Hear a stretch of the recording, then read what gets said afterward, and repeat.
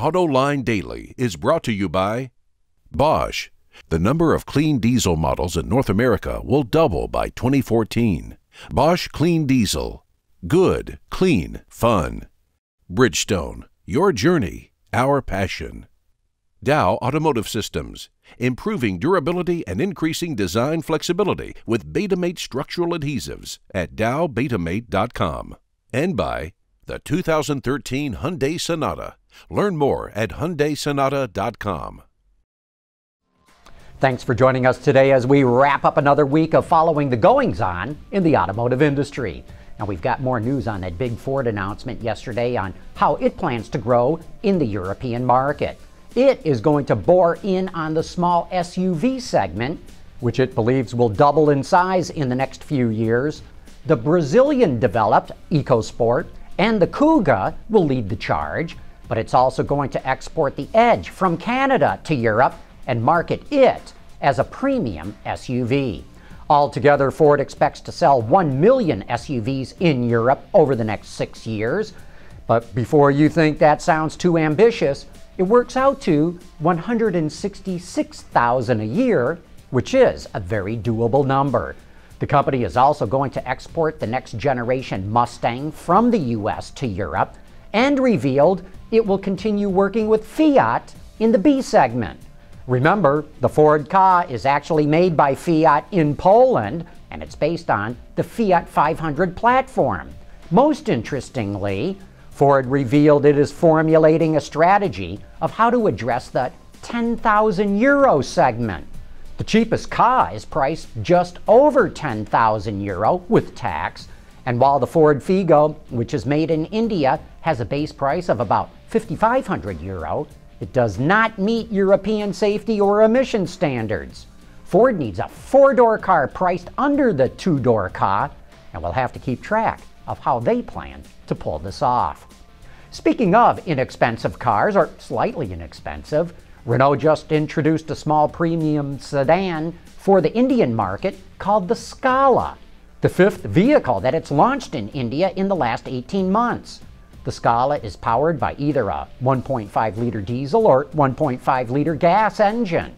Even though it's a small vehicle, customers often have a chauffeur for this type of car, and that's why it offers best-in-class roominess, leather seating, and cup holders in the rear seats. The Scala is available in 3 trim levels, and it starts at just $12,600. Subaru sales are up nearly 25% this year in the American market, and the company says it could be even better if its inventory levels were not so low. Production capacity is completely maxed out. New product is a key component of that growth. The new Impreza, which was launched earlier in the year, is up 150% compared to last year, and the BRZ sports car is all plus business. But the real key to its success, Subaru says, is that 3 to 4 years ago it started making its cars bigger for bigger American customers, and that really helped its popularity in the US. With its new crossover called the Crosstrek just launching, Subaru expects to keep its momentum going. The folks at Land Rover trotted out an all-new Range Rover at a massive event in London yesterday. This dramatic-looking SUV is the 4th generation of the iconic nameplate that debuted more than 40 years ago. Like most utility vehicles, today's Rover is a pig, topping the scales at 3 tons. But with the 2013 edition, engineers declared war on excess mass. By switching to an all-aluminum chassis, they managed to trim anywhere from 700 to 926 pounds off the vehicle's waistline. According to Autoblog, the body shell is more than 60 pounds lighter than a BMW 3 Series. And while it may be slim and trim, don't think that it's going soft.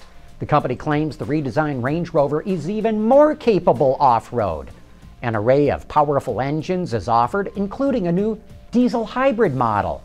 The company is taking orders for this ultra-luxurious off-roader right now. The base price in the UK is about £72,000, which is roughly $115,000. Car dealers get all kinds of trade-ins. New car buyers are all too eager to swap out their old rides for something fresh, but this story redefines the adjective old. Ward's Auto reports that a Ford store in Santa Barbara, California, took a 1929 Ford Model AA truck in on trade. The 83-year-old pickup has got to be the oldest trade-in ever.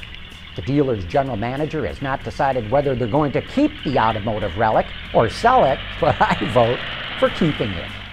Coming up next, we're going to take a look at the new John Cooper Works Countryman.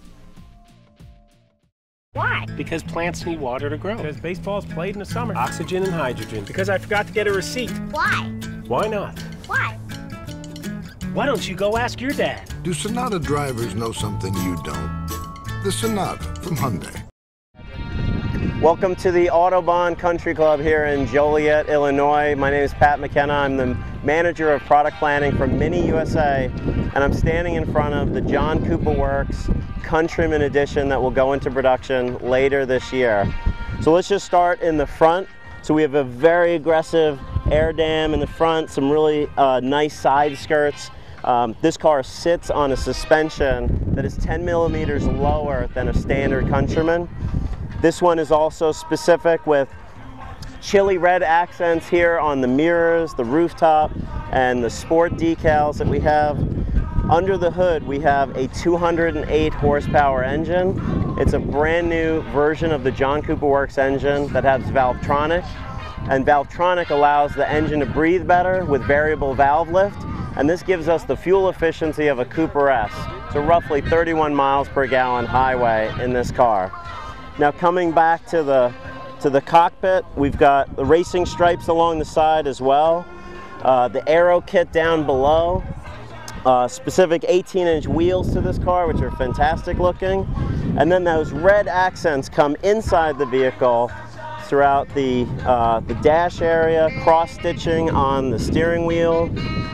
We have some carbon fiber elements in the shifter. The chili red accents continue on into the seats.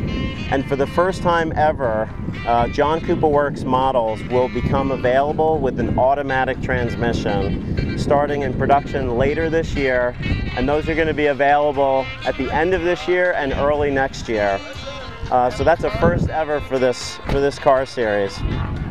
Now coming back to the back of the vehicle, again those sport stripes continue down the back. A rear diffuser, very aggressive tailpipes here, and this is a great impression for someone seeing that John Cooper Works Countryman taking off in front of them. Now this car again goes into production late this year, available early next year for retail at a Mini dealership near you. When Friday rolls around here at Autoline.tv, we're all ready for a bit of a diversion from the week's serious news. So we turn to our Chief Diversion Officer, Craig Cole, who also happens to be the host of Roundabout. Here is he with more.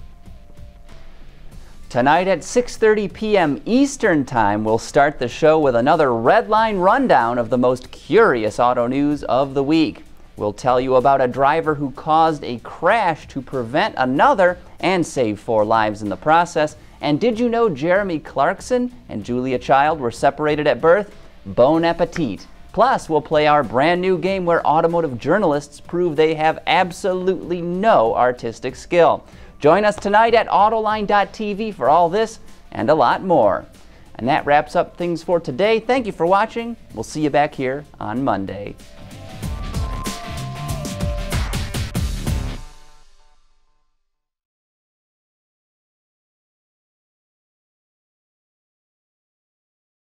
Ward's is the industry leader for news, data, and analysis. That's why companies across the globe subscribe to our premium service, maybe even your own. Log in for subscriber access now. Check your company's intranet for details, and rely on wardsauto.com to keep you informed.